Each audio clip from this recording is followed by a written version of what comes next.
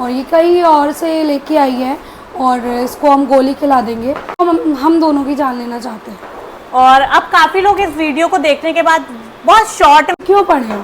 मैं जब वहाँ पे अपने कमरे में अपने हस्बैंड की मेमोरीज के साथ आए तो 1.5 साल हो गया मेरे हस्बैंड को की डेथ हुए। तो उसके बाद 4 महीने तक, क्योंकि आपका मतलब मेरे हस्बैंड मेरे साथ हैं इसलिए मैं स्ट्रांग हूँ, और मैं क्या कहते हैं अपने हस्बैंड के साथ आपको बताएंगी। तो कृतिका आप बताओ कि आपके ससुराल वाले कौन सी कास्ट के थे, क्योंकि हमारे जो समाज के ठेकेदार हैं और इंटरेस्ट था जिससे वो और आसानी से मेरी लाइव लोकेशन ट्रेस करवा पाए। और मुझे और मेरे लेडीज़ ऐसी हैं जो लेडीज़ ही नहीं जेंट्स भी हैं जो किसी ना किसी लेवल का स्ट्रगल कर रहे हैं, किसी ना किसी।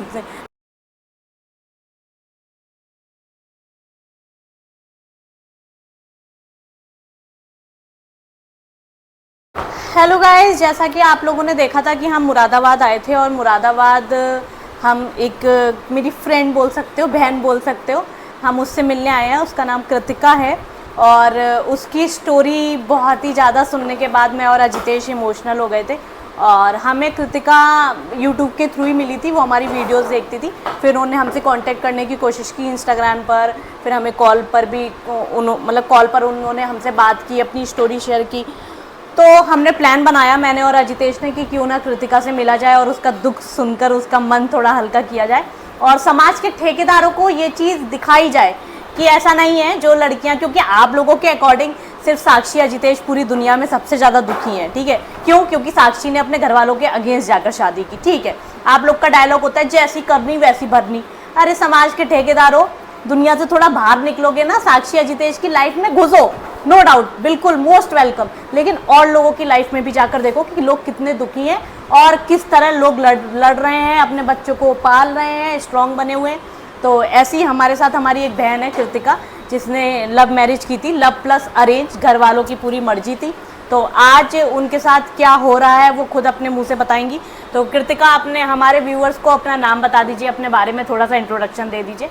हेलो गाइस, जैसे आप लोगों को पता है मेरा नाम कृतिका माधव अग्रवाल है। मेरा यूट्यूब चैनल है क्यूटीपाई आरा 4649 करके। उस चैनल पे आप लोगों ने मेरे बारे में थोड़ा बहुत, जिसने देखा होगा उसको पता होगा कि मेरे साथ क्या इंसिडेंट्स हुआ और अभी भी क्या सर्कमस्टेंसेस चल रहे हैं। तो कृतिका, बाकी आप अपने बेबी के बारे में बताइए कि वो कितने इयर्स का है, कितना छोटा है। मेरे बेटे का नाम है आरव, और जब मेरे हस्बैंड की डेथ हुई थी 30 नवंबर 2022 को, तो वो 1.5 साल का हुआ ही था, बस 1.5 साल का ही था। और अभी वो 3 इयर्स कंप्लीट अब हुआ है, तो 1.5 साल हो गया मेरे हस्बैंड को की डेथ हुए। तो उसके बाद 4 महीने तक मतलब मैं अपनी ससुराल में थी और अब मैं अपने मायके आ गई थी।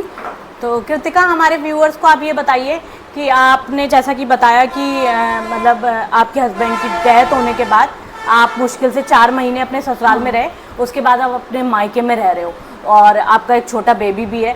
तो ऐसा क्या रीज़न रहा कि आपको अपने मायके वापस आना पड़ा? क्योंकि मैं मानती हूँ कि लड़की का अगर हमसफ़र उसके साथ है तो लड़की पूरी लाइफ अच्छे से गुजार सकती है, लेकिन जब हमसफ़र नहीं रहा, लेकिन ऐसा क्या रहा? क्योंकि आपके हस्बैंड जो थे वो सिंगल चाइल्ड थे आपके सास ससुर के, तो ऑब्वियस सी बात है कि आपके बच्चे से एक अलग ही लेवल का प्यार होगा आपके ससुराल वालों को। तो वो हमारे व्यूअर्स को आप बताइए कि आपको मायके आकर क्यों रहना पड़ रहा है। तो साक्षी, जो आपने ये बात बोली कि मेरे हस्बैंड ओनली चाइल्ड थे, तो मेरे सास ससुर को उनके बच्चे से अलग ही प्यार होना चाहिए, ऐसा बिल्कुल भी नहीं है। क्योंकि मेरी सास को शुरू से ये था, सास ससुर को, कि ये किसी और का बच्चा है और हमारे बेटे का बच्चा नहीं है, और ये कहीं और से लेके आई है और इसको हम गोली खिला देंगे, हमें नहीं चाहिए। और बात रहेगी मायके आने की, तो मैं मायके बिल्कुल उल्टी सिचुएशन में आई थी। मतलब मुझे मेरे ससुर साहब बोलते थे कि तू दूसरी शादी कर ले वरना हम देख लें, हमें क्या करना है। तो उनका ये चीज़ मुझे समझ नहीं आती थी। जब जिस लड़की को दूसरी शादी नहीं करनी तो भाई तुम पीछे क्यों पड़े हो? मैं जब वहाँ पे अपने कमरे में अपने हस्बैंड की मेमोरीज के साथ अपना रहना गुजारा अपने बच्चे के साथ मैं कर सकती हूँ। मैं तो अपने सास ससुर के साथ भी रहने को तैयार थी, लेकिन अब वो जब मुझे शादी के बाद से उन्होंने एक्सेप्ट नहीं किया, तो अब वो क्या करेंगे? तो उन्होंने मुझे वहाँ नहीं रहने दिया और मुझे अपने मायके, मैं खुद अपनी मर्ज़ी से नहीं आई हूँ, मुझे आना पड़ा मजबूरी में। बिल्कुल। तो जैसा कि आप हमें क्या कहते हैं पॉइंट आउट करते हैं, अजितेश की कास्ट को लेके आप पॉइंट आउट करते हैं, और मैं कास्टिज्म के बिल्कुल खिलाफ हूँ। अजितेश की फैमिली की कास्ट को आप लोग पॉइंट आउट करते हैं, जो कि बहुत गलत है। तो इस वीडियो के माध्यम से आपको ये चीज़ भी पता चलेगा कि किसी की कास्ट गलत नहीं होती, इंसान गलत होता है। ऐसी कृतिका अपने क्या कहते हैं जो इनका ससुराल पक्ष है उसकी कास्ट के बारे में भी आपको बताएंगी। जनरल कैटेगरी के लोग हैं वो लोग, और ये अपनी कास्ट के बारे में बताएंगी और उनकी हरकतें भी आपको बताएंगी। तो कृतिका, आप बताओ कि आपके ससुराल वाले कौन सी कास्ट के थे, क्योंकि हमारे जो समाज के ठेकेदार हैं वो सबसे ज्यादा कास्टिज्म करते हैं। हाँ। और आजकल तो इंटर रिलीजन हो रही है, तो पता नहीं इंटर कास्ट में लोगों को क्या दिक्कत है। मतलब हिंदू पे चढ़ रहा है। मेरे ससुराल वाले अग्रवाल हैं, और मैं मतलब बैकग्राउंड मेरा मायका फैमिली पंजाबी है, मेहरा है हम लोग। तो मेरे ससुर का कहना ये है कि हम अग्रवाल हैं, ये मेहरा है। तो वो छुआछूत भी करते हैं, जातिवाद तो पूरा करते ही हैं। जैसा वो कोर्ट में भी लिखवाते हैं, ऑन पेपर लिखवाते हैं कि मैं इसे इसलिए नहीं रखूँगा क्योंकि ये मेहरा है।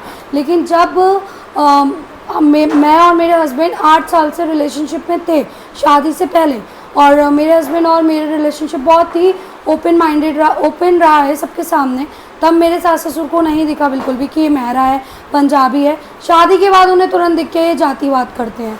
तो ऐसा नहीं है कि आप लोग जो बोलते हो साक्षी को, नहीं, वो तो अपने आप ही मतलब ऐसी हिंदू पे चढ़ रहा है। ये चीज़ बहुत गलत है, जो नहीं करनी चाहिए। इंटर रिलीजन होती है आजकल तो हिंदू मुस्लिम में हो रही है, तो ये क्या चीज़ है, वो चीज़ बहुत गलत है। नहीं। हाँ, तो जैसा कि कृतिका ने बताया कि उसके जो इन लॉज हैं वो अग्रवाल फैमिली है, और उनकी चीप हरकतें भी कृतिका ने बता दी।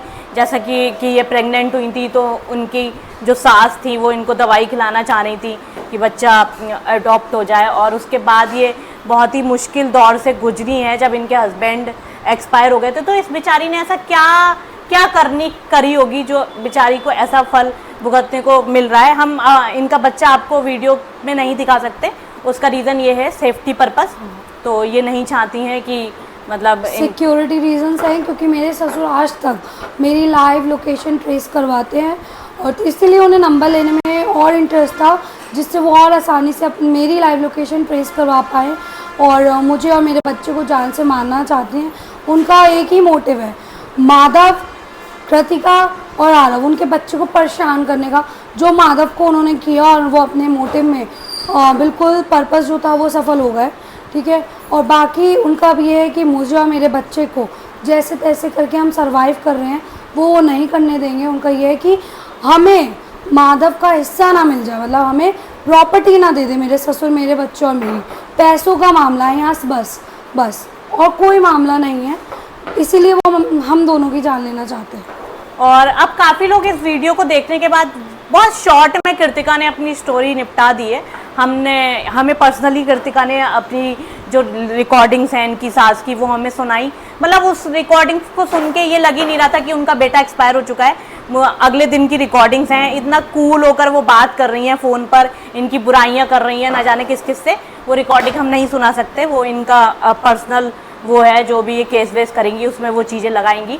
और बाकी अब काफ़ी लोग ये बोलेंगे कि दूसरा पक्ष सुनाओ, जैसा कि लोग बोलते हैं हमारी वीडियोस में आके। तो देखिए, हम पे पहला पक्ष खुद आया चलकर, खुद उसने हमसे कांटेक्ट किया, तो हमें बुलाया, हमें इनवाइट किया, हम आए कृतिका से मिलने, उसने अपनी स्टोरी हमसे शेयर करी, और कैमरे के सामने बैठा हुआ है पहला पक्ष। तो दूसरा पक्ष जिसको भी जानना है मुरादाबाद आइए और दूसरा पक्ष जान के चले जाइए, ठीक है। हमसे अगर दूसरा पक्ष कांटेक्ट करेगा तो हम दूसरा पक्ष भी जानने चले जाएंगे, लेकिन खुद से थोड़ी जाएंगे। जब इंसान खुद चल के आएगा तो वो अपना पक्ष सुनाएगा, जैसे कृतिका ने सुनाया है। तो जिसको भी दूसरा पक्ष जानना है, आप लोग आराम से जाइए, फ़ोन लेकर, सबके पास फ़ोन है, क्योंकि आप समाज के ठेकेदार हैं, आप ज्ञान तो बहुत अच्छे से दे लेते हैं। और बाकी कृतिका, मुझे अपने व्यूअर्स पे पूरा भरोसा है, जो हमें सपोर्ट करते हैं, जो हमें प्यार करते हैं, वो आपको भी सपोर्ट करेंगे, और आप मुझसे ज़्यादा स्ट्रॉन्ग हो, क्योंकि आपका मतलब मेरे हस्बैंड मेरे साथ हैं, इसलिए मैं स्ट्रॉन्ग हूँ, और मैं क्या कहते हैं अपने हस्बैंड के साथ हूँ, इसलिए वो स्ट्रॉन्ग है। लेकिन आपका एक छोटा बेबी है, और जिसे देख के मुझे बहुत ही ज़्यादा मतलब अजीब लग रहा था कि यार ये कैसे अपने पापा के बिना रहता है, क्योंकि विवान तो मतलब मैं देखती हूँ कि हमेशा वो डैडी डैडी डैडी करता रहता है, और 1.5 साल का बच्चा, उसे आज भी अपने मतलब पता है कि मेरे पापा कहाँ पर हैं। वो बोलता है कि मेरे पापा भगवान जी के पास हैं, वो कभी बोलता है हॉस्पिटल गए हैं दवाई लेने, इस तरह से वो अपने नाना नानी से बात करता है। तो कृतिका मुझसे ज़्यादा स्ट्रॉन्ग है कि वो अपने बच्चे को एक अच्छा एटमॉस्फेयर दे रही है। और कृतिका के मम्मी पापा भी बहुत सपोर्टिव हैं, भैया भी बहुत सपोर्टिव हैं, हम पूरी फैमिली से मिले हैं। तो बहुत मतलब परेशान मत हो आप, मैं यही बोलूँगी कि कृतिका सच में बहुत स्ट्रांग है और ऐसे ही आप अपनी लड़ाई लड़ो, जीत एक दिन पक्का आपकी होगी। और मुझे ना ऐसे लोगों पर ना हंसी आती है यार कि छोटे बच्चों से लगाव नहीं होता। जैसे मेरे सो कॉल्ड ससुर साहब हैं, हमें परेशान करते हैं तो दैट मीन्स वो हमारा बच्चा भी परेशान कर रहे हैं, क्योंकि हमारा बच्चा हमसे जुड़ा हुआ है। अगर हम कोर्ट कचहरी जाएंगे तो हमारा बच्चा ऑटोमेटिकली हमारे साथ जाएगा। लोग कहते हैं इग्नोर करो, अरे जब सामने वाला खुद कोर्ट कचहरी जाकर चक्कर लगा रहा है और हमें खींच के लेके आ रहा है तो हम कैसे उस चीज को इग्नोर कर देंगे। सिर्फ वही आप लोगों को वो लड़कियां खराब लगती हैं जो गलत के खिलाफ आवाज उठा देती हैं, जो आपके सामने जिंदा बैठी होती हैं। आप लोगों को वो लड़कियां अच्छी लगती हैं जो सुसाइड कर लेती हैं, जो मार दी जाती हैं। आप लोगों को वो लड़कियां अच्छी लगती हैं। आप लोग को साक्षी जैसी या कृतिका जैसी लड़कियां बिल्कुल पसंद नहीं आती हैं समाज के ठेकेदारों के लिए।